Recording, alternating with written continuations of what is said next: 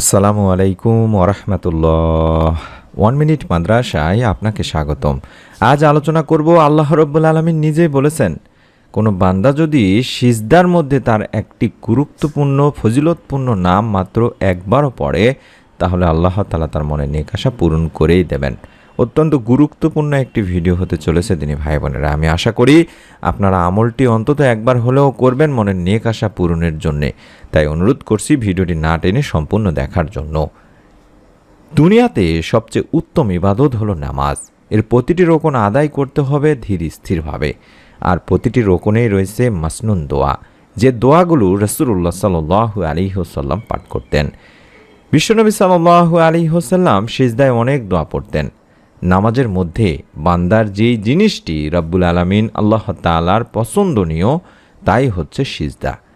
সিজদায় দোয়া কবুল করা হয়। নবী করিম সাল্লাল্লাহু আলাইহি ওয়াসাল্লাম বলেন, বান্দা যখন সিজদারত থাকে তখন সে তার রবের সবচেয়ে নিকটবর্তী হয়। কাজেই তোমরা এই সময় বেশি বেশি দোয়া করবে। সহিহ মুসলিম শরীফের হাদিস।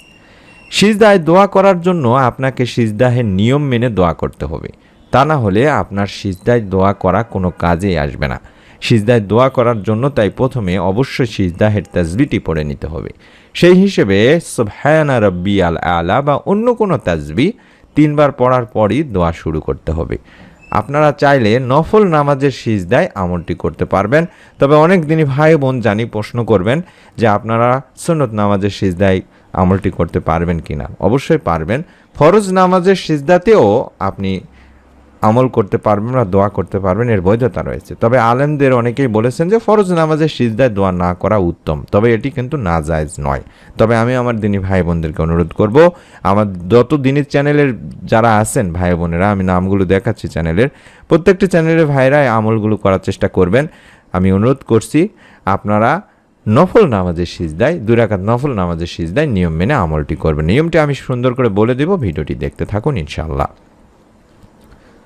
আল্লাহর 99টি নামের মধ্যে একটি নাম হলো জুল জালালি ওয়াল ইকরাম। এটি ইসমে আজম বা বড় নাম।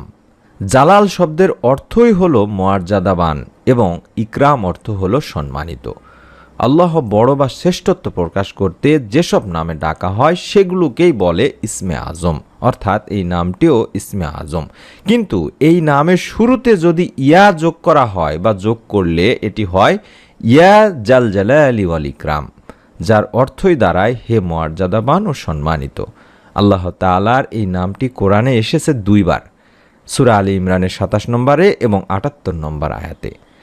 ইয়া জাল জালালি ওয়াল ইকরামের বিস্তারিত অর্থই হচ্ছে সমস্ত সৃষ্টি জগতের মালিক, যিনি সৃষ্টিকুল হতে ভয় পাওয়ার হকদার ও একমাত্র প্রশংসার যোগ্য, মহৎ, বড়, দয়া ও ইহসানের অধিকারী।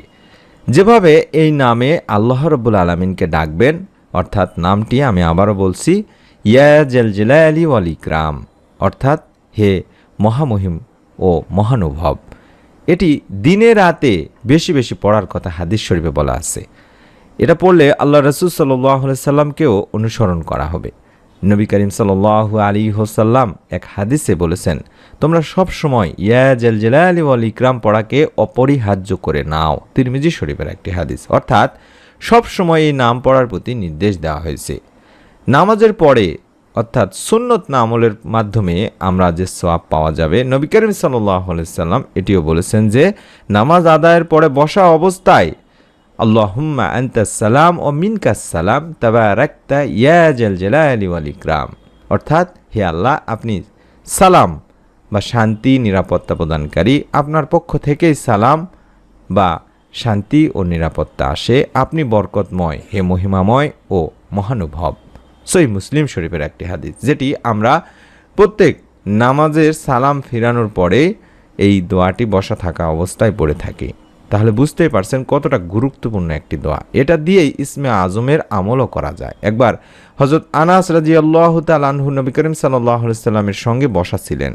তখন ওইখানে এক লোক এসে নামাজ পড়ে এই দোয়াটি পাঠ করলো, আল্লাহুম্মা ইন্নী আসআলুকা বিআন্না লাকাল হামদু লা ইলাহা ইল্লা আনতাল মান্নান বাদিউস সামাওয়াতি ওয়াল আরদ ইয়া জাল জালালি ওয়াল ইকরাম ইয়া হাইয়্যু ইয়া কাইয়্যুম। রাসূল সাল্লাল্লাহু আলাইহি সাল্লাম তখন বললেন, তুমি আল্লাহর দরবারে ইসমে আজমের মাধ্যমে দোয়া করেছো, যে নামে ডাকলে মহান আল্লাহ সাড়া দেন এবং কিছু চাইলে তা দান করেন। তিরমিজি শরীফের একটি হাদিস। সুবহানাল্লাহ। যেহেতু এটি একটি ইসমে আজম বলে আলেমগণ অভিমত প্রকাশ করেছেন, তাই বিশেষ দোয়া করার সময় এই দোয়া বেশি বেশি পড়লে দোয়া কবুল হওয়ার সম্ভাবনাও বেশি রয়েছে। দিনী ভাই বোনেরা, দোয়া কবুল হওয়ার জন্য এই নামে আল্লাহ তাআলাকে বেশি বেশি ডাকা যেতেই পারে। তাই আমরা অবশ্যই যখনই আমলটি করব তখনই 2 রাকাত নামাজের সিজদায় গিয়ে মাথা না উঠায় সিজদার মধ্যেই আপনারা সিজদাহের তাসবিহ সুবহানা রাব্বিয়াল আলা, আমি যেটি দেখাচ্ছি, এটি অন্তত 3 বার পাঠ করবেন। তারপরে অন্তত 1 বার পাঠ করবেন ইয়া জাল জালালি ওয়াল ইকরাম, ইয়া জাল জালালি ওয়াল ইকরাম, ইয়া জাল জালালি ওয়াল ইকরাম। এটি অন্তত কম করে হলো 1 বার পাঠ করে তারপরে সিজদা থেকে মাথা উঠাবেন। 2 রাকাত নামাজের প্রত্যেক সিজদাতেই আপনারা দীর্ঘ করতে পারেন এই দোয়াটির মাধ্যমে, এবং নামাজ শেষ করে কয়েকবার দরুদ ও ইস্তেগফার পড়ে আল্লাহ রাব্বুল আলামিনের কাছে 2 হাত তুলে দোয়া করবেন। আপনার মনের যত নেক আশাগুলো আছে আল্লাহ তাআলার কাছে সবিনয় তুলে ধরবেন দরুদ ও ইস্তেগফারের মাধ্যমে। ইনশাআল্লাহ আল্লাহ রাব্বুল আলামিন আপনার দোয়া কবুল করবেনই করবেন। মনের মধ্যে শতভাগ বিশ্বাস নিয়ে আপনারা যারা আমলটি করবেন তারা অবশ্যই একটি করে নিয়ত করুন। ভিডিওটিতে একটি করে লাইক দিয়ে কমেন্ট সেকশনে আমিন লেখার মাধ্যমে। আমাদের ভিডিওগুলো ফেসবুকে দেখতে চাইলে দিনী আমল লিখে ফেসবুকে সার্চ করলে পেজটি পেয়ে যাবেন। আশা করি ফলো করে রাখবেন এবং ভিডিওগুলো দেখবেন। পরবর্তী নতুন আমলের ভিডিও যাতে করে আপনার মোবাইলে পৌঁছে যায় তার জন্য অবশ্যই চ্যানেলটি সাবস্ক্রাইব করার, বেল বাটনটি অন করে রাখার অনুরোধ করছি। সকলে ভালো থাকুন, সুস্থ থাকুন। আসসালামু আলাইকুম ওয়া রাহমাতুল্লাহ।